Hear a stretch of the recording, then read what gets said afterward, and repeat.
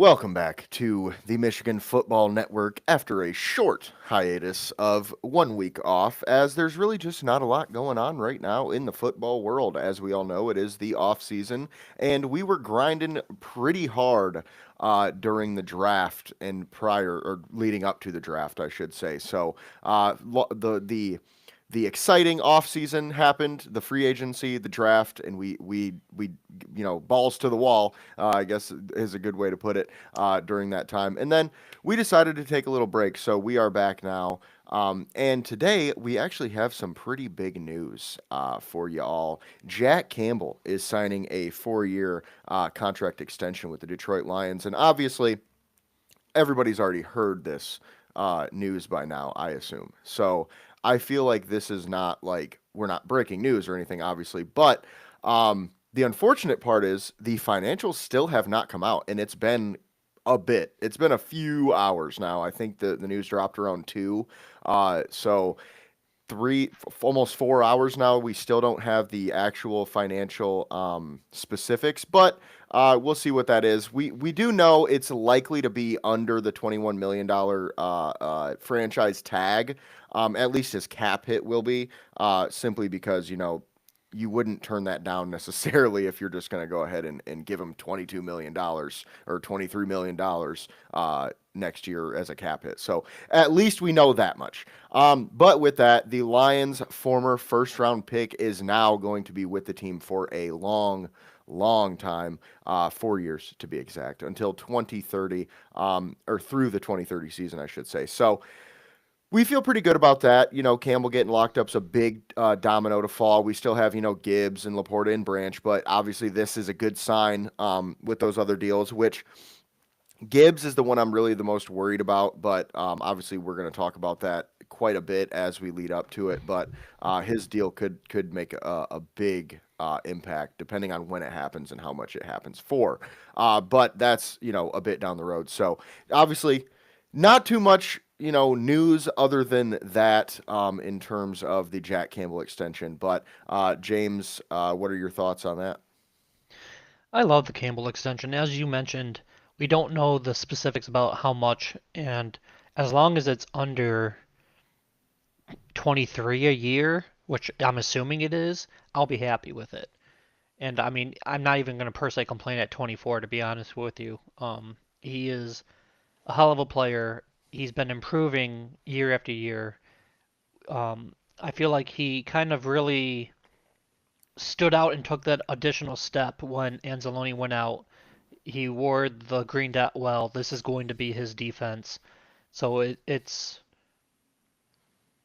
a great signing that, in my opinion, was not just necessary, but like required. Like I feel like you couldn't lose him and Anzalone back-to-back off seasons. Granted, I never really thought he was gonna go anywhere else, but it's nice to get the deal done.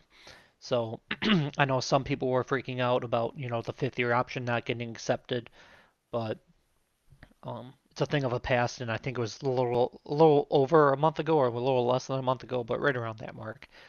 But I feel like with a improved D line in front of him, getting Derek Moore in the draft, as we mentioned this offseason and whatnot, he can really thrive at his, I'd say, quarterback of the defense position.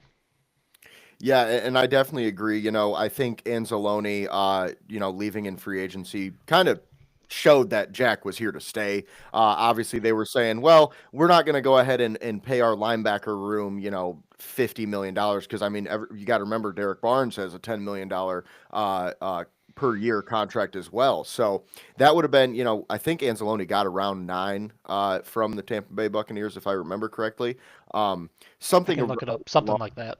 yeah, but either way, I mean, it makes sense financially for the Lions to let him walk for that reason, but also, you got to keep Campbell in that instance. So obviously, the Lions keeping Campbell is huge for the future and for the defense in general, because the defense was really kind of the weakness last year, I would say for sure. Obviously, the offense at times wasn't quite what we expect out of the Detroit Lions, but I mean, they were still, top 10 in most stats and analytics. So defensively was the obvious weakness last year. And I think, obviously attacking that in the draft, attacking that in free agency, and then keeping Campbell is going to be a big, big difference maker for that. But yeah, there's really not too much else to say, I guess, at this point about the extension because we don't really know how much money it is. But, speaking of extensions, we mentioned, Laporta and Branch and Gibbs. We've talked about it before. I'm not sure all three of those guys are brought back. I do think for sure Gibbs will be the first one out of those three to get extended, unless Laporta or Branch take a pay cut, because we have seen the Lions do this before with Aiden Hutchinson, and we will likely see them do it again, where they like to wait and see in terms of injured players getting extensions. Now, does that mean like it's impossible that week 9? We give Laporta an extension if he's played 7 out of the last 9 games. No, I don't think that's impossible. I wouldn't be that surprised if Gibbs' contract waits until the next offseason. But I think it would be prudent for the Lions to extend Gibbs sooner than later because, we're seeing guys like Devon Achane get, re-signed to, I think he was the third highest at about 17 million per year for running backs. But once Bijan Robinson gets re-signed, that's when we're going to have to worry because he's going to reset the market, and then Gibbs is going to want to do it again, and it's going to be upwards of 20 to 25 million per year even. But we'll kind of see how that goes. But like I said, I do think Gibbs is he might not be the first, depending on what happens with the injuries and how those guys play next year. But I'd be surprised if Branch plays before like week 8, to be honest with you. I think it's going to be very similar to Aleem McNeil, where he didn't really play a lot up until that midseason mark. And then even after that, he didn't play a ton right away. And then he was kind of playing out of position. So obviously that's another conversation. But I do think Branch is going to struggle a little bit next year coming back from the Achilles. So I wouldn't be surprised if they wait on Branch as long as they can, at least. Yeah, I agree. I think they're gonna wait on Branch and Laporta just because, um, as you mentioned, their injuries. Branch going through an Achilles, and it's not quite as devastating as it was in years past because for some reason, I've touched on in prior podcasts, it's becoming a strangely common injury, unfortunately slash fortunately. Uncommon that it's that severe, but I would say on the small upside, because they are happening more often, doctors and surgeons are figuring out better and more sophisticated ways of fixing them. So it's one of those things. Maybe I hate I hate to say what if when it happens again, but I'm sure somebody somewhere on some team will hurt their Achilles again. Um, about 10 years ago, the ACL was like a borderline career ender, and the people never just came back the same. And now it's like, okay, see you next year. Like it's kind of a year layoff, and you just shrug it off. So maybe the Achilles will eventually turn into that. But for now, people that have come back from Achilles injuries, while they do play okay, they don't really have that same burst in my experience of watching. And if Branch loses some of his burst, that's one of his main things that I like. So we'll see. But as you mentioned, he'll come back mid-season, if not a little later. I think Ali McNeil is a perfect example, even though McNeil was a ACL, but still, same timeline and whatnot.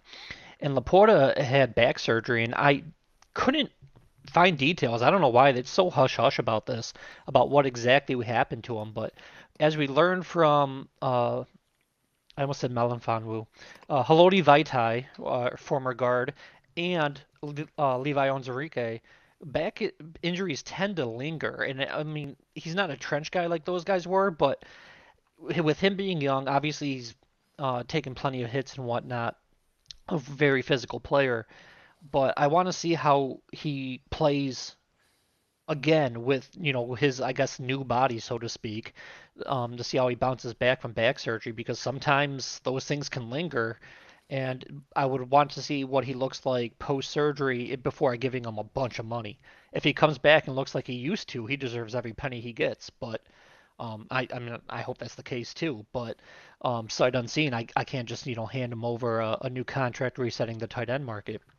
And then, as you mentioned, Gibbs, thankfully, knock on wood, fully healthy, fully deserving of another contract. But I do think they'll kind of let him play out that 5th year option and then kind of see what's going on. And it's a complete what if scenario, but I mean, at this point in time in the offseason, that's all we have. I'm a little curious on if we could potentially get Laporta and Branch to extend for the same number as Gibbs. So I wouldn't want it to end this way, but I wonder if Gibbs might be the odd man out in that. Because as much as Gibbs is a um, complete game changer, I love Gibbs. He's my second favorite player on the whole team. I know a lot of teams are hesitant to pay running backs. So I hope he stays, don't get me wrong, and I hope we can keep all three, but it's just something that's kind of been lingering in the back of my head is a what if. Yeah, and I kind of get that. The only thing that I will say about that is I would be very, very surprised if we can get both Branch and Laporta for less than like 23 million because I expect both of them to get at least 15, if not 17, 18, closer to 20. Like Branch safeties, they make a little bit more, so I could see him getting like 20. But like we mentioned with his If they're injury, healthy, yes. right, we'll see with his injury, but I just don't see the Lions extending him without knowing Yeah. what they're going to get for the future. And obviously, we've talked about it before: Achilles, ACL, all those like big ligament injuries. That first year they play football after isn't quite the same, but we saw it with Jamison Williams, a current Detroit Lion, where he went from tearing his ACL that first season. He kind of looked, iffy, and the Lions obviously didn't want to push him too hard. But then that next year, it was like, oh, okay, this is why we traded up for him and picked him there. But I think that's just how it goes. That first year, it's just a little weird. Like, you got to get your Yeah. body back to where it needs to be. And a lot of people don't think about it this way. Like, it's not just the ligament, man. You're sitting on a couch like this for 8 months. You know what I mean? Like, obviously, the first, I would say, probably month and a half to 2 months is probably you're really not doing much of anything. Maybe doing some curls, you know what I mean? But like you're not working on your body as much as you would be if you were fully healthy. So your whole body's just set back in terms of these injuries. So that's another thing to kind of take into account, especially with a guy like Branch, who we mentioned kind of relies on that kind of athleticism. One other thing I want to throw in there, real quick, is also, as you mentioned, with getting physically back in shape. I want to talk quickly about the mental aspect too. When are these players going to feel comfortable enough to, take a cut off that ankle or, without second guessing it, because then they could be a step behind on the play, even though their physical limitations could be fine and they're physically healed. They might be thinking about that on the field, and it might cause potential problems. Yeah, and we've definitely seen that before in many different cases. So that's definitely something to take into account as well. And the Laporta thing scares me even more than the Branch thing, to be honest with you, because Yeah. back injuries are just different, man. Yep. We still don't quite understand, like medically. I mean, obviously we understand the spine and the spinal cord, but we haven't figured out how to fix it yet. So things can kind of get wonky back there in terms of discs and all that, and your spine can kind of do weird things. So I don't really know too much about it necessarily. To I'm sorry, James is the way he's stuck right now is hilarious to me. I don't know if you guys can see that or not, but pretty funny. Anyway, Laporta, the back thing really really bothers me, but we'll see what happens. I mean, the Lions are being very hush hush about it, like we mentioned before. So obviously we'll wait and see on that front from Laporta. But I would love if we could keep all three.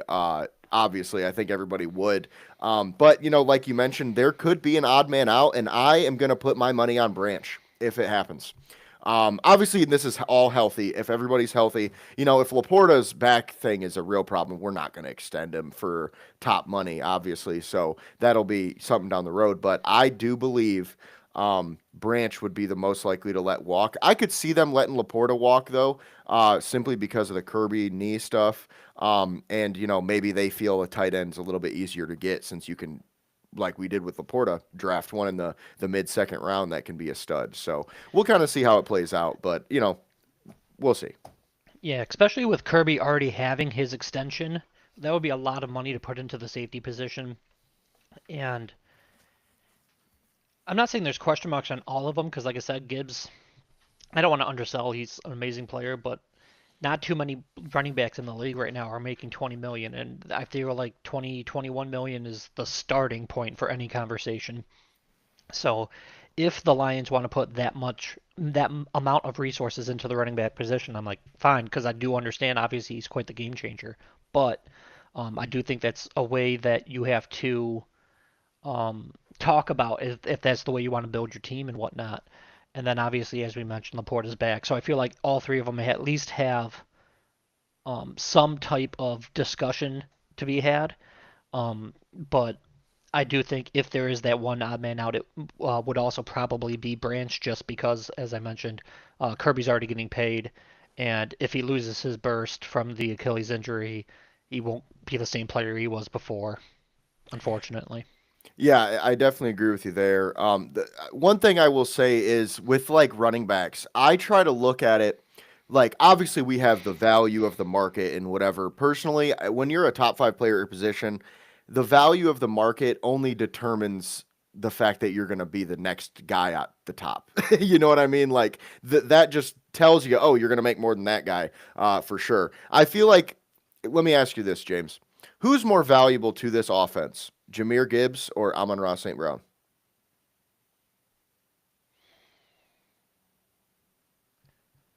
Right now, I'll say Gibbs. Who's more valuable to this offense, Jamison Williams or Jahmyr Gibbs? Well, those are my two favorite players, one and two. I think that one's even easier to say Gibbs, if I'm being honest with you. I will say Gibbs because of that's assuming you still have St. Brown, because I like our receiver room in depth. Right. Without Gibbs, our running back room is low lackluster. And I would go as far as to say Jahmyr Gibbs is better at his position than either of those guys are as well. He's a better running back weapon than Amon-Ra is a wide receiver, in my opinion. Now, I can see that. both of those guys are getting $28 million a year. If we look at it that way, Well, I'd when you take. put it that way, I just look like an idiot. But I do that enough by my own, thank you. but you get what I'm saying here. It's like, No, okay, that's a it great way to makes put it. sense to be like market value because I feel you. I totally do. And most people will think, I mean, I think that way for the most part as well. But it's like when you have an elite of the elite player, I think you just go, look, $20 million is less than we're spending on our wide receiver two. I'll do it.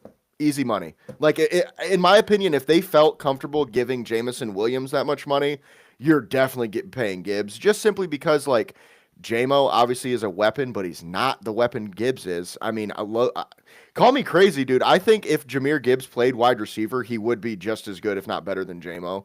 But JMO could not be as good of a running back as Gibbs. He just Have you wouldn't. seen those end arounds? I've seen him run I fast in a straight line.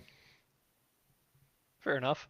I mean, he's not really reading holes. He's not picking up pass blocking. He's not, which Gibbs isn't great at either. So I guess that's not the best. I'll say, like, pass pro, you lose the argument. But yeah, I just feel, long story short, I feel like Jahmyr Gibbs is the weapon of our offense. And I love Amon-Ra. And I think they were both worth the money. And I say that just to say I think Gibbs getting $21 million is kind of a steal if you look at it that way. And I do think running back is a little bit undervalued simply because we have a lot of like, well, you know, they're not as good at 27 and 28. Right, but we've seen guys like Derrick Henry and Saquon and even Nick Chubb. I mean, he was injured, obviously, that big, bad injury. But prior to that, he looked great at those late ages. So I just feel like Jonathan Taylor's getting there as well. So we'll see how that works out. But I feel like that's kind of when you're a medium player, like, David Montgomery. I love David Montgomery, but he's not elite. He's just really good. When he turns 30, he's probably going to lose a step. That is what it is. You know what I mean? So I get it from that standpoint. But I that's just the way I look at it. Yeah, and I agree for the most part. It was, in my opinion, a good way to look at it just as an offensive weapon. Um, and it's one of those things where, you know what, I don't want to get off topic, so I'll just end it there. Because in doing so, I was going to bring up just food for thought, and we don't have to discuss it, but uh, maybe comment down below if you're watching this or whatever. But I feel like one of the big things, because you know me, I'm a JMO guy, is if he got the amount of targets that St. Brown got, I feel like he would outproduce St. Brown. Right, but the reason that he doesn't is because they're different types of receivers. Absolutely. So it's like you could say that, but you wouldn't even give him the same amount of targets ever. I feel like unless he is like the only wide receiver on your team and you have a cannon for an arm at quarterback. I feel like We Amon do. Ra,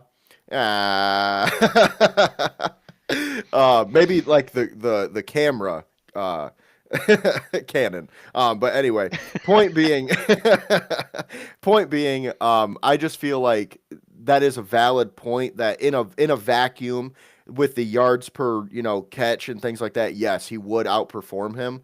How outproduce him, I should say. However, I just don't think that would even be feasible to give JMO 12 targets or 15 targets in a game. Like unless he's just burning dudes deep. Like if we're playing a freaking college football team and he's just roasting dudes, sure, I guess. Well, we But play the Bears twice a year. oh, all right, the call out has happened.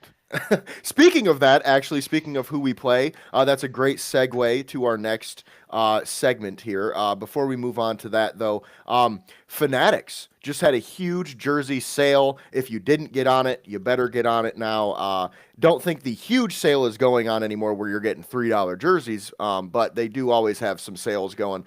Go ahead and click our link in the description, and you will help us out as well as help yourself out with some really cool gear, whether it be jerseys, hats, this flag I got behind me, whatever you want it to be. They got a lot of it. And then next up, if you want to do your own off-season simulation, whether it be last year, next year, or the season, and then see what happens the next off-season, it's kind of like a mini Madden on your computer if you think about it that way. You just don't get to play the actual games. But if you're like me and you're a bit of a weirdo and you just like to sit there for 4 hours and pretend to be the GM of the Detroit Lions or whatever team, go ahead and check out sticktothemodel.com. The link is in the description. Use our code MFN2026 at checkout and save. With that, though, moving on to our next point, the Lions schedule is officially released, and it could go a lot of different ways, if I'm being honest with you. We're just going to go ahead and run down the schedule real quick and kind of give quick, predictions. Obviously, it's not going to be like, oh, 28-23, but, we're not in that part yet. That's going to be more of leading into the week of the game. However, just, what do we think could happen in that game, I guess is the best way to put it. James, you're making a face. What's going on? Um, I just saw a NASCAR driver passed away. Oh, well, that's Uh, no good. Rest in so peace. yeah, I'm just like, so I was just scrolling through X and stuff, and I'm just like, checking to see if it was legit, but it's from NASCAR's official page. So rest in peace, Kyle Busch. I have Oh, no idea wow. what happened, but he's a pretty big name in the sport. Yeah, that's crazy. Um, so yeah, I got zero information. I just saw it. So yeah, Wow. uh, Yeah, rest in peace, Kyle Busch. Wow, that's it's insane, honestly, how much, you know, how many people are passing away lately. A couple, an NBA player recently. yeah, he was only Obviously, 41, and then I know the yeah, basketball player I think was 24, 29. But yeah, 29. still Okay. still sad. A couple college kids as well. So rest in peace to everyone that has passed ever, just so I can cover all my bases. But with that, the Lions' schedule this upcoming season is not as cupcakey as you would think it would be in a last place schedule. Now, I'm going to read some of the teams off, and you might go, that's a win, that's a win. But we've seen it happen before. Trap games are real, and some of these teams are a little bit better than they were last year. So just starting off at week 1 versus New Orleans, we are at home to kick off the season. I think it should be a pretty easy win, but I think this is an early, might be a trap game situation because the Saints have an unproven quarterback that we have not seen too much from, but a lot of the stuff we have seen has been good. So there's potential he takes the next step. They added Tyson, the wide receiver, in the first round, and then they, have done a little bit more additions throughout their roster at, offensive line and on the defensive side of the ball as well. So this is a potential trap game, but I do think we get the win pretty easily in this one, or at least we should, in my opinion. Yeah, I don't see a way. Which I guess I shouldn't say that because the last two times I said that about a game before it happened, we lost. I don't see a way, even in the like worst case scenario, that we lose this game. I think the Lions have a top three roster. This is week 1. We're not really coming into the season with any or at least with known multiple injuries. Obviously, we talked about Laporta's back. We talked about Brian Branch being out. But I feel like the fact that we didn't draft a safety, I know we signed the free agent from Tampa Bay, but the fact that we didn't sign, and that was only a 1 year deal, but the fact we didn't draft a safety to me bodes well for Kirby Joseph, even though we have not got a formal report on him. But we're going to go into this game relatively healthy. Obviously, all of our new rookies, our new look O-line, Sewell at left tackle, yada, yada, yada. I think we're just too much talent for the Saints, at least at this point in time. Yeah, yeah, I definitely agree with you there. And that, but that's the problem I have too is that I'm always like, man, anything could happen. Jared Goff could throw three Absolutely. pick sixes, and we could just some weird shit. I mean, it reminds me of the Jets game back in the day with the Matt Patricia Lions. Anything can happen. Yeah, I remember that game. Oh, and absolutely. I mean, Golf can throw 5 picks against Houston, but then we still win. So, True you know. that. Um, Very true. With that, the Lions travel to Buffalo to take on the Bills in Week 2 on Thursday Night Football at their brand new stadium. It'll be the opening day at their brand new stadium. I do not like this game for the Lions, honestly. Traveling to Buffalo, obviously it's not going to be, crappy weather necessarily yet, but traveling to Buffalo, playing them at their new stadium, they're going to be hyped up trying to get a win. And obviously Buffalo's caused some issues for us in the past, and I think they got quite a bit better this offseason. They didn't make, any huge splashy moves. I mean, I guess the DJ Moore could be a splashy move because it was a second round pick for a receiver, but most people aren't going, oh my God, that's, DJ Moore's going to set the world on fire next year necessarily. However, they made a lot of quiet moves that I think really, really bolstered their roster. So I really don't feel good about this one, if I'm being honest. Yeah, kind of just like the Saints, I have this game as a loss for pretty much best case scenario, worst case scenario, then my honest prediction. The Bills are just a great team. It's on the road. It is a pretty tough matchup for us. We've forever, I guess besides last year with Lamar Jackson, but we're notoriously bad at covering running quarterbacks. Besides that one game that we handled it pretty well, and yeah, I feel like Buffalo is a top five team in the AFC, so like there's no shame in calling this a loss or whatever. They're going to be highly motivated. First game at home for them because they open on the road, like you mentioned, brand new stadium. It's going to be a hard game. Yeah, definitely. It really sucks playing a good team at their new stadium on prime time this early in the season. I really Oh don't yeah. love it.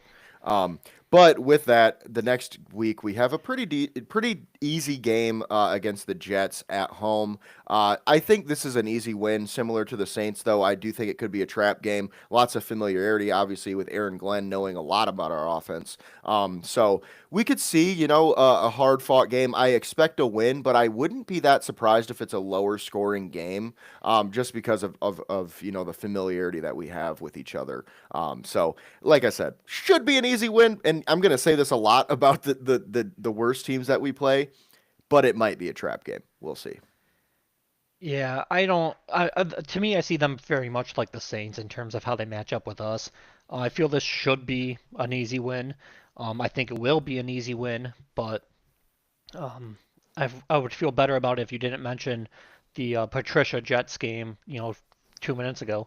But it's going to be a fun one too because I really liked Pons and the Jets ended up drafting him, so we'll get to see what he looks like earlier in the season.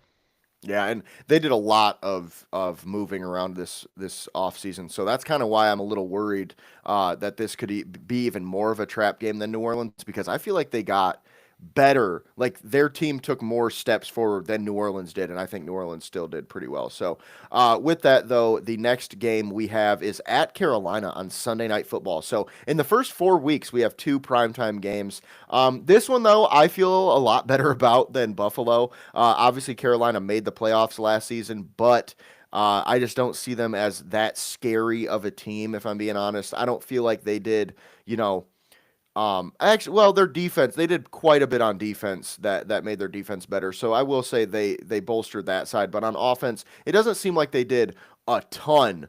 to really, change the talent around Bryce Young. So we'll kind of see how that works, but definitely feel like this should be a win. But it'll probably be a little bit closer game than say the Jets or the Saints for sure.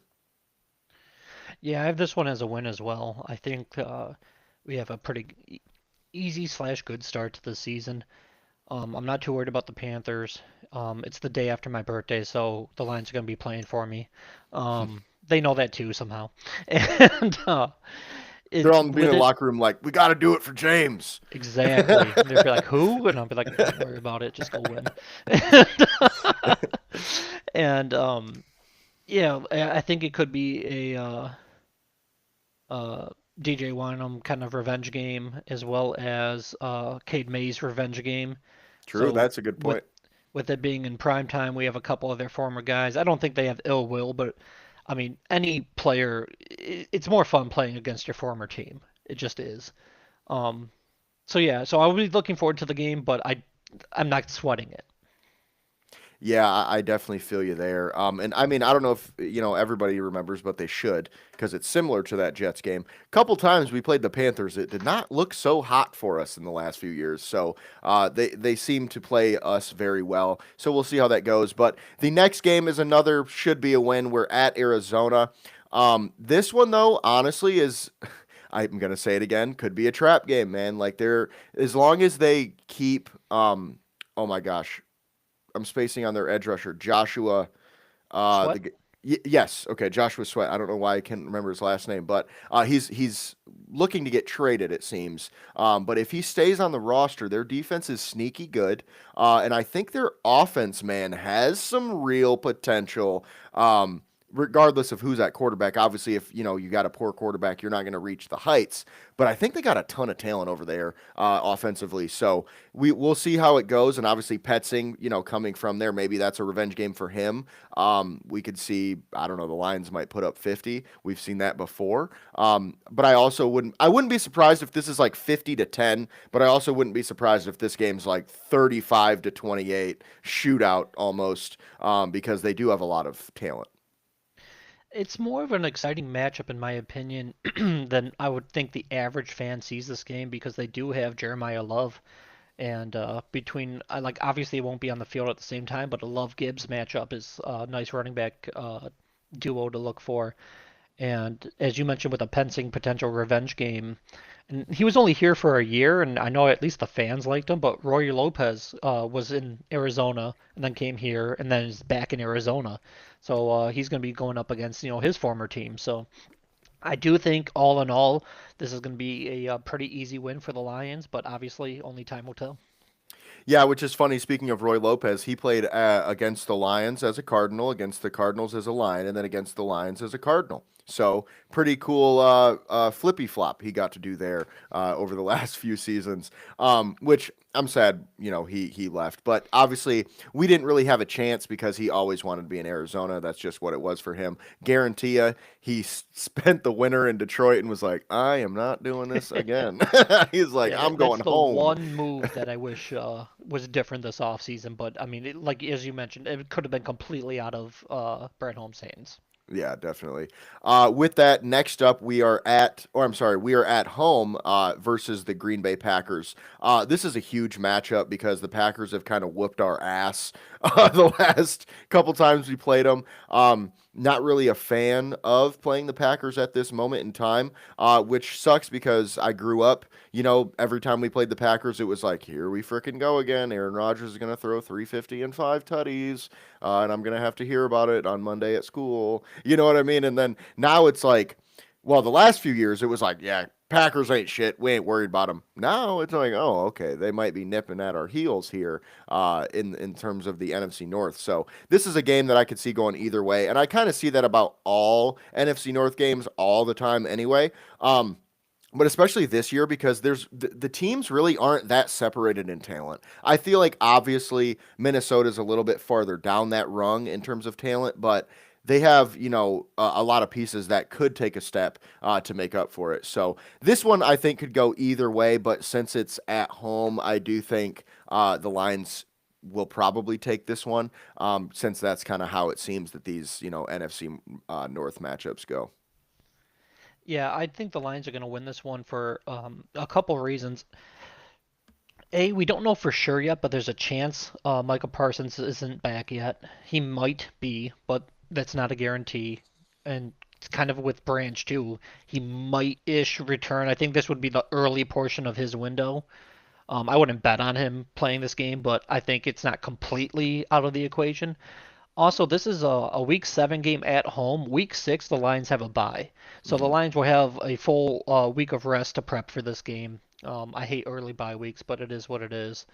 And while the Packers did get the better of us last year, sweeping us, I do think it's going to be a home and home. So with this one being after a bye week and home, I'll give this one to the Lions. Yeah, and that's definitely a good point with the bye week, and Micah Parsons, like you said, might not be back. We'll have to see about that. So yeah, I definitely agree with you there.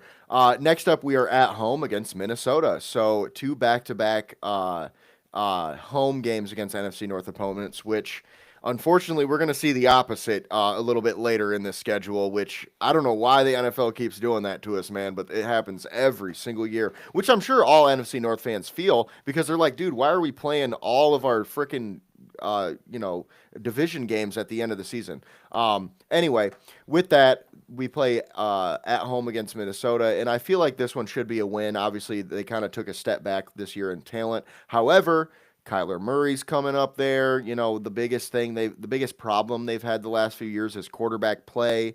Obviously, they lost, their two defensive tackles, but then they went ahead and, added more beef to their D line to kind of replace them with Caleb Banks in the first round, and we'll see how he plays, and we'll see if he's healthy. But if he is, man, he's a beast. So I could see him, being a big difference maker for them. However, it should be a win, but I just don't feel great after how the last two games went when we played them. So. Yeah, I have this one as a win as well. Very similar to the reasonings for Green Bay, in my opinion. I think that we had a better offseason than Minnesota. I think the games, and I know it's going to sound so cliche coming from a Lions podcaster, but I do think the games against Minnesota last year were a fluke. Um, I know it's hard to win in this league when you have, what was it, 7 passing yards? Like, I don't see that happening again. They lost a ton of defensive parts. I really like Banks. I'm not gonna try to downgrade him now just because he went to a division rival throughout the whole process. I really like Banks, even as a possibility to the Lions. Um, but they did lose 3 of their other 4 starting D linemen from last year. So Banks was a necessity, but he's the only guy other than Van Ginkel I would worry about on that defense. They lost Harrison Smith for their safety, their long-term like captain of their defense. So I'm just not too worried in Detroit about the Vikings. And honestly, I'm going to completely disagree with you, and I'm glad I am because we don't do that a lot on this show.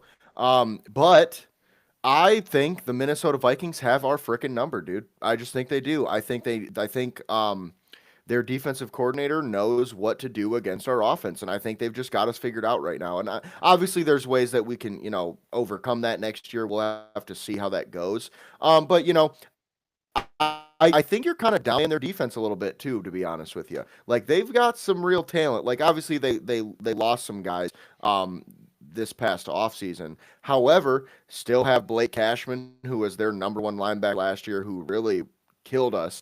They still have Jalen Redmond, an interior defensive lineman who played for them in spurts but caused some trouble for us. They also drafted Caleb Banks, like we talked about, and Dominique Orange, another defensive tackle. They got Dallas Turner, who's likely going to take another step as an edge rusher, who was a top 15 pick. I like Turner They've through the got Van draft Ginkel, who process, you but he mentioned. looked bad. I mean, I think last year he looked way better than he did the first year in Minnesota. So we'll have to see how that goes. But I also think Josh Metellus is another guy that is getting a little bit underrated. I think he plays really good He against is us as underrated. well. It's a really, really good box safety. And then Byron Murphy, I think, is great. Obviously, they have some weaknesses on defense, don't get me wrong. However, I'm worried about the Vikings simply because it looks like they've kind of figured out our offense. But that's the only reason I kind of feel like we'll probably split with them as well. If that wasn't the case, I think we would beat them pretty easily. But they just play against us, Tiny play up really well against us.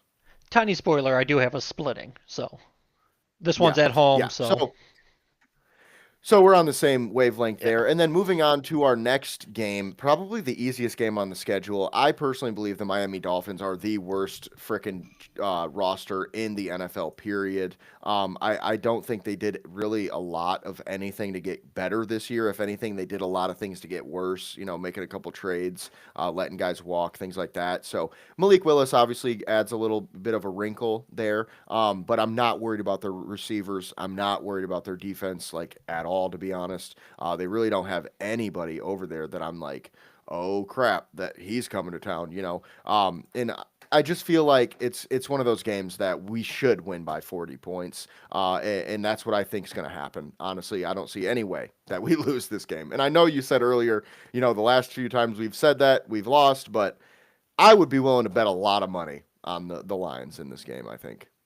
I agree. And it's in Miami, at Miami. I don't think that matters too much, to be honest.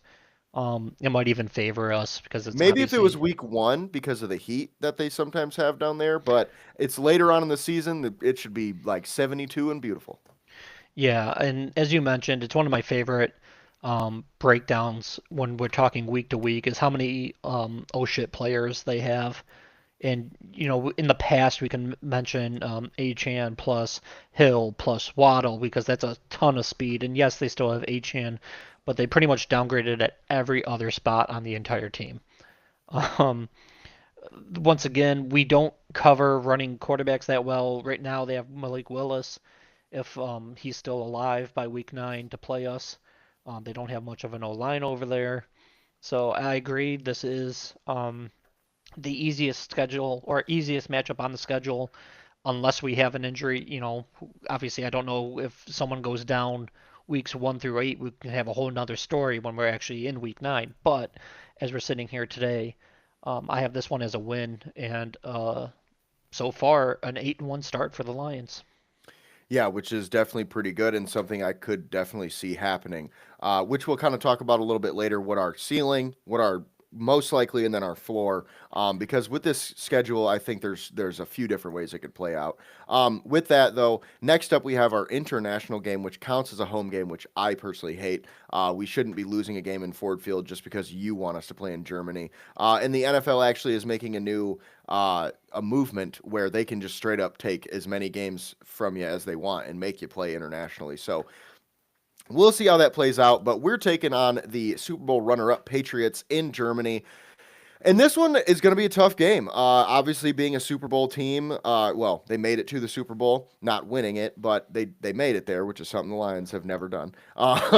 So, yeah, just had to throw in a jab there, just saying, because I know a lot of Lions fans might be looking at this game and going, oh, we'll beat them. The Seahawks smoked them. We won't have a problem. All right, brother, we'll see what happens. It's one of the hardest games on the schedule. Yeah, I agree. I agree. I've just been seeing some things where it's like people seem to think the Patriots just aren't that good still, and it's like, dude, they were in the Super Bowl. Either way, I think their defense is going to cause us some issues, their offense as well. So I could see this going either way. This is one of the games that I feel the most split on period in our schedule, because I think we match up really well, man. Like honestly, I think if the Lions made it to the Super Bowl and played the Patriots next season, I think it would be an awesome game. So might be a little bit of a preview there. We'll see. But yeah. I could see it going either way, so I just don't really have too big of a prediction, especially considering there's no home field advantage. Both teams are coming off of international play, or coming into international play, I should say, and doing all that travel. So we'll just have to see how that plays out. Yeah, I have this one as a loss. I have no problem saying that is I think this actually, since I have the whole list in front of me, I think this is tied with Buffalo is just our hardest game of the entire season. It's a bunch of travel. Yes, I know both teams got to deal with it, but um, it's just a hard matchup. And I agree with you that I feel like our style strength is their style weakness, but they still went to the Super Bowl. They have a damn good quarterback. I mean, don't get me wrong, I love golf too, but Drake May is one of those oh shit guys in my opinion. He's really coming into his own, and they've upgraded significantly in my opinion their offensive line over the offseason, and that was their true like biggest weakness. So while I don't think it is the strong point of their team, I think they've at least got it to where it won't be a problem for them. Yeah, and I definitely agree with you there. And like I said, I could definitely see a loss. Next up, we have Tampa Bay at home.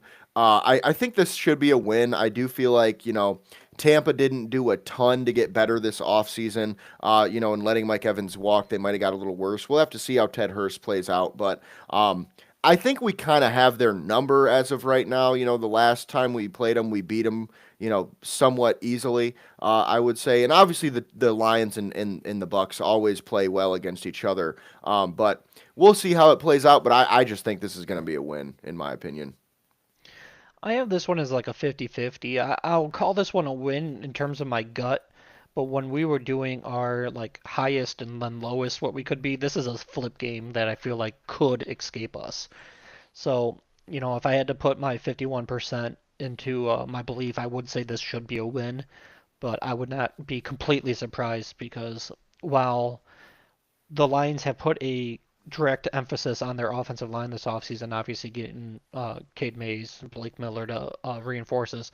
Tampa put a focus on their defensive line, getting Ruben Bain to go with Vega and all their other several assets that names are escaping me right now in their D line. So it should be a real fun matchup. But I mean, I can see their defensive line causing some problems for our offensive line. Yeah, definitely. I definitely agree with you there. Like you said, especially considering we have a lot of younger guys there. So next we have the first game against Chicago on Thanksgiving. This one could go either way, man. I do think this is going to be a win just because we're at home. It's on Thanksgiving. And the Dan Campbell Lions, at least, have kind of played a little bit better on Thanksgiving normally. I know we've seen last year against the Packers, which we won't talk about, but either way, it just seems like or to me, it seems like the Lions should win this game, and it would be awesome to make a statement here on Thanksgiving in what could be a 9-2 record coming into this game. Absolutely, and I think we will be. I have us at 10-2 leaving this game. I do think this is going to be a win. As I mentioned, we are at home. I feel like the Bears are. I kind of feel like, as you mentioned about the Vikings for us, I feel like we have the Bears number. The Bears won the division last year, but we still swept them, even though we finished fourth. They have a pretty dang good roster over there. I like Caleb Williams. I like Colston Loveland. I know they got rid of DJ Moore, so I'd say at least one less guy, but they still have Rome Odunze who can cause problems and did cause problems in a couple games last year. But I do have this as a win for us, and 10-2 heading into week 13. And speaking of Week 13, we are heading to Atlanta to take on the Falcons. And this one being at Atlanta, I don't think really changes too much for us, if I'm being honest with you. I just feel like the Falcons. It depends on who plays quarterback, obviously, because they have some talent. However, I just don't. I'm not that worried about him, if I'm being honest. Like Bijan Robinson could cause some issues. Maybe Drake London could cause some issues. Maybe Kyle Pitts could cause some issues. But it all depends on who's the quarterback. And I'm not really that worried about their defense. So I do think this should be a win at the end of the day.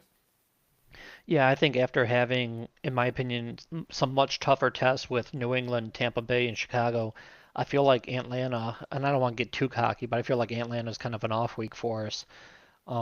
I think that we should have this game soundly, as you mentioned. Bijan and London are the only two I'm worried about. I feel like Kyle Pitts could be a top five tight end in the league if they ever decide to use him, but I feel like he is being completely, almost unjustly misused over there. Well, I mean, he had a really, really good year last year with their new, yeah, 88 catches, 928 yards, and 5 touchdowns. I mean, I do think he could do He can better still do than that. better. Yeah, he could do better than that. But I mean, I will agree. The years before that, it was like, what the hell, man? But hopefully he kind of continues that trajectory, at least as someone who owns him in fantasy football. But with that, yeah, I agree with you there. For the most part, I do think they are at least a somewhat formidable team, but we should get a win. And then we are back to home versus the Titans. This one is probably the trappiest game out of the trap games that we've talked about, just because I do feel like the Titans this year they did quite a bit to get better. I think Cam Ward could take the next step.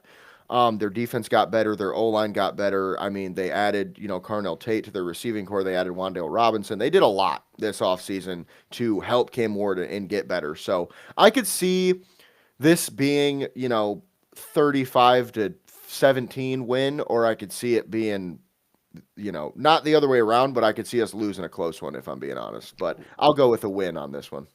Yeah, I think we win this one pretty soundly. Well, the Titans are significantly improved. They had a significant amount of improvement they needed to make.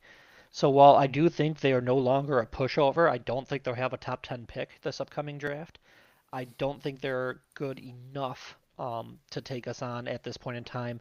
Once again, we are also at home, so I feel like that could also be the difference maker. If this game was in Tennessee, it might be a little bit more 50-50 for me, but I'll take the Lions in this one as well. Yeah, and then we get into the hardest part of our schedule by far. The last four games is a freaking gauntlet. And I know there's going to be one game that I say that people are like, a gauntlet? It's the freaking Giants. And it's like, well, they are actually quite a bit better than they were last year, and they caused some issues for us last year. So with that, though, the next game up is at Minnesota on Sunday Night Football. Yeah, you heard that right. At Minnesota on Sunday Night Football. That's pretty tough. Huge game. Could be some playoff implications or NFC North implications, depending on what happens there. And obviously, I do hope we win this game, but like we mentioned before, I think we split with all NFC North opponents, and unfortunately, I think we lose this one on primetime. Yeah, as I kind of mentioned before, with us beating Minnesota in Detroit, I do have us losing this game as well. It's unfortunate. It always sucks losing to a division opponent, but prior to this loss, I only had us losing two other games, so I feel like if your third loss in the year comes in week 15, you'll take that. Yeah, I definitely agree. The only problem is we might have three more losses coming in a row. We'll have to see. Yep. But with that, we are at home against the Giants on Monday Night Football, so back-to-back primetime games, which is sweet. Which I personally hate as a fan. I know a lot of people might call me crazy, but I don't know, man. I just love Sunday football at 1 o'clock p.m. Yep. It's the best way to watch football. You get to wake up, do what you got to do in the morning, sit down for a few hours, watch some football, and then you can, chill for a little bit till you got to go to bed for work in the morning. So, however, I hate staying up late, and that's what happens on Monday Night Football. So let's hope we win for the sake of our sleep schedules, because I know, James, you got to get up a little earlier than I do. So with that, 4 a.m. alarm. yeah, with that, I think the Giants are another very up and coming team. If I'm being honest with you, I think I think they played pretty well last year. I think most people, respect them a little bit more now. But I think they did pretty well this offseason. They obviously got a new head coach in John Harbaugh. And then they, kind of built around Jackson Dart and added to that defense as well. So I think they're a sleeper team to make the playoffs, if I'm being honest with you. I wouldn't be that surprised. So I do think we win this game. But again, this is like the trap game in terms of most people are going to go into this thinking the Lions should win pretty easily, but I think it's going to be a lot like it was last season, if I'm being real. Absolutely. And this is my other portion of like our Tampa Bay game, where if we're doing like everything goes right, we win this one. But if we're saying like the worst case scenario, we could absolutely lose this game. The Giants played us very hard last year, and if I'm not mistaken, we had to make like I want to say it was 17-point comeback in the like it was late, but they had our number for the vast majority of the game. Rondell Robinson took us to school, and now he's a Titan, but we also play Tennessee, so we'll see about that too. Um, but the Giants, just like the Jets, although I do think the Jets will be much easier. Those were my two biggest like draft winners. I love what they did in the draft. And with all of the pass rushers that the Giants have and the way they can come out at you, it doesn't really. I shouldn't say it's gonna be weird to say, but it doesn't matter that they don't have Dexter Lawrence because he's such an amazing player. But also DJ Reader, revenge game, just as a side note. But they also have Thibodeau and Abdul Carter and Burns and Arvell Reese. Arvell Reese and um, um, not Styles, but who was their second top 10 pick? Um, oh my God. Francis Mauigoa. Okay, so yeah, and they said they're moving him in the guard because yeah, that's right, they went trench to trench. So yeah, in my opinion, they got arguably the best defensive line prospect and the best offensive line prospect, in my opinion. So I do think we win this because it's at home. But if this was in New York, I probably would predict this as a loss. But yeah, this is not a gimme game by any means necessary. Yeah, I definitely agree with you there. And then another rough one. We're at Chicago in December, which we all know. January Oh, January. So that must be early January. 3rd. Okay, so yeah, that makes sense. I was guesstimating based Okay. on the schedule that I was looking I at. wouldn't So know if it wasn't right in front of me. yeah. So with that though, either way, January in Chicago, and we all know Jared Goff plays freaking awesome outside in when it's cold, especially. Like I don't know what it is with Goff, but when it's outside and it's cold, that dude turns into a freaking superhero. No, he sucks in the outside and in the cold. We all know that. So it does seem like this could be a big loss for the Lions, unfortunately. Kind of feels like the NFL set it up that way. I'm just saying. Call me crazy. It kind of feels like we got set up a little bit. Anyway, because we get to get all of our home games out of the way in like week freaking 2 and well, obviously not week 2, but like week 4 and week 7 and week 9. And now we got to play 3 divisional opponents at their house in the last 4 weeks. So that's always awesome. But I do think we're going to lose this game, unfortunately. Yeah, 4 of our last 6 games are on the road. So, yay. Sick. I do have this, and it's a 4:30 game too. So once again, not a 1 o'clock. I have this one as a loss. I have, kind of as you mentioned, I have a split with most of the division home team wins. I wouldn't be completely shocked if we were able to pull this out because I do think we're a better team than the Bears. But as you mentioned, the elements do affect the Lions. I do think Goff can rise up in the elements. He has before, but there's times where he hasn't, of course, pretty well documented. Oh, So sorry about that, but we got breaking news. The Jack Campbell extension has been revoked. officially Oh, put out. Right. Yeah. He is getting 4 years, $81 million, so 20.25 per year with perfect, 51 and a half guaranteed. It's a perfect contract for perfect. both sides. I'm totally happy about that. I will take that 10 times over. And it's even a tad bit less than a lot of people were assuming. So I'm very happy. Absolutely. I was happy with anything under 24, with like I'd say 21 to 22 being the baseline. So 20 and a half A plus steal. Brad Holmes does it again. Yep. Hopefully, with that extra 3 mil will go towards Jameer Gibbs and the other guys. Yep. So we'll see. But with that, sorry to interrupt. No, Back you're to you. good. You can interrupt me anytime with A, good news, B, when I'm talking about the Bears probably beating us. Um, True. so I wouldn't be completely surprised if we do pull it out, but on the road in January in Chicago, yeah, my 51% is going to the Bears here. So, loss number 4, which still isn't bad. Yeah, not bad at all. But we got another one coming up at Green Bay. Another January game outside at a divisional opponent. Don't love that. I think we're going to lose this one. And honestly, it feels like the Lions got set up to lose the NFC North this year. Unfortunately for us, we just this is a rough last 4 games, man. Like think about it. If we let's just say the actual schedule goes the way that we just said. Even if we're sitting at what would it be 11-2 going into the Giants game, we lose to the Giants, we're 11-3. We lose to Minnesota, we're 11-3. We lose to the Giants, we're 11-4. We lose to the Chicago Bears were 11-5. We lose to the Green Bay Packers. We're now 11-6, and who Hmm. knows what their records looking like at that time. They might be right there with us in wins. So it's definitely the worst case scenario in terms of a last place schedule for the Lions. But Yes. it sucks, but it is what it is. I do think we lose this one. So that's just Yep, I my have two this one cents. as a loss as well. As I was saying, I'd split the home and homes.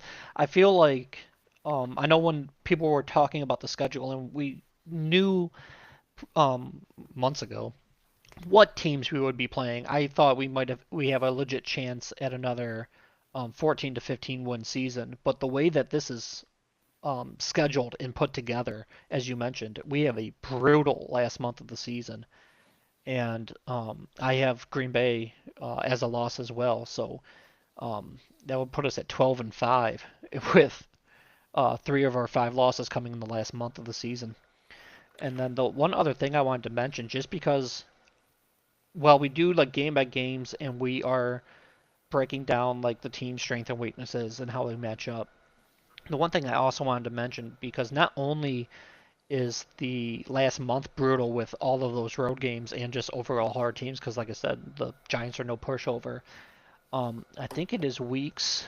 Let's see here. I know I wrote it down.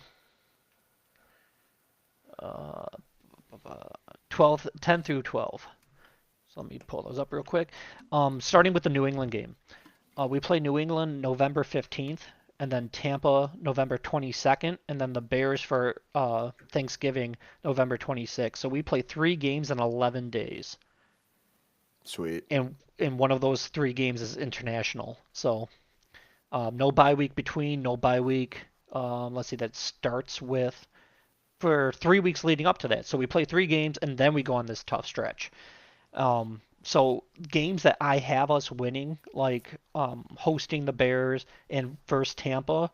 Granted, I did say Patriots are a loss, but that's coming off a lot of short rest back to back too. So those could also potentially flip it. I don't know. I did not look at like the Bears schedule to see when their bye week is and stuff. But like if they have a bye week anywhere near that game, then obviously they'll come extra rested to us being tired. So that game, although I have it as a win at home for the Lions, could flip pending on, activity level, I guess I'll say. Yeah, and that's a really good point, because that's not a lot of rest. And another point to add to that is when you're internationally traveling, it takes a full day minimum to get to where you're going and to come back from there. So you're also losing 2 days on top of that. So you only have, what was it, 4 or 5 days from the Patriots to the next game? That means you really only have 2 or 3 days. Patriots 7. Oh, Patriots are a full 7, 15th to 22nd, but then we play Sunday the 22nd and then right back on the 26th Thursday. so the Patriots are on the 15th. Yes, Patriots Okay, 15th. gotcha. But as you mentioned, with losing the day travel, so that's only going to be about 5 to 6 days rest, and then 3 days rest after that. Yeah. So that's a brutal stretch there with like 6 to 7 games that could really go either way. In my opinion, the best case scenario for the Detroit Lions is 14 wins. And I know, that's not my prediction, but I think that's best case scenario simply because there are a lot of games that could go either way. And I think it could go our way. And if a few of them go our way, that, in my opinion, is the best case that it could go. Because obviously, we're not going to go undefeated. Yeah. It's just not realistic. So, and then after that, I have my actual prediction. I'm going to say is about 11 to 12 wins. And then the worst case I think is 9-8. There's just a few teams I do not see us losing to. So Yeah, sorry, I just looked up Chicago's bye week for the hell of it. They have a bye week, week 10, 9. Oh, dude, I was going to say week 9. 10, That's and then we rough. play them week 12. So, I mean, they do have, and the game they have in the middle is the Saints. So bye week 10, Saints week 11, and then us on short rest Thanksgiving. So the NFL wants us to lose to the Bears, and they want the Bears to win the NFC North again. Huh. I wonder why. I wonder what possibly could be the reason that the Bears would want, or the NFL would rather have a team in Chicago win than a team in Detroit. I don't know what So they that don't could move to be. Indy? Oh, It could be that. I was thinking because of the money that that team makes when they are good, like L.A., New York. People low key don't understand. Chicago is the third big city. L.A. Well, L.A., New York, Chicago, and then like San Fran and those places. But Atlanta and whatever. But those are like the big three in terms of America. So maybe it's a business thing. I don't really know, but that's freaking weird. It seems like we yeah. got We screwed. we So. have a pretty easy schedule in terms of team versus team, but then they clump a cluster of games in a small time, like 3 games in 11 days, and then schedule. Like we obviously know we got to play in Chicago, in Green Bay, in Minnesota. That's our division of rivals. But they know that the Lions aren't the best outdoor cold team, so they make sure both the away games are late in the season. Obviously, as I mentioned with the first game against Green Bay, we don't know if Parsons will be back or not. Obviously, by week 18, he's fully expected to be back. And then the only other note I wanted to quickly throw in that I forgot to mention when we were talking about the Giants game is Mike Kafka is now on the Lions coaching staff, so maybe that can give us a little bit leg up on them. And but at the same time, they know him, so Well, and I think, let me say that this way. I don't know if that will have as much of a factor simply because New York has a completely different staff. So, well, that could, but either way, I think the biggest takeaway that I have from this last stretch of the schedule is it seems as though the NFL gave us hard physical teams at the end of the schedule at their home. I don't like that. Tampa Bay, New York Giants, Minnesota, Green Bay, Chicago. Those are all physical, hard to beat teams. So we'll see how it plays out. But with that, that's all we got for you today. Just a little get together show, I guess, after a week off.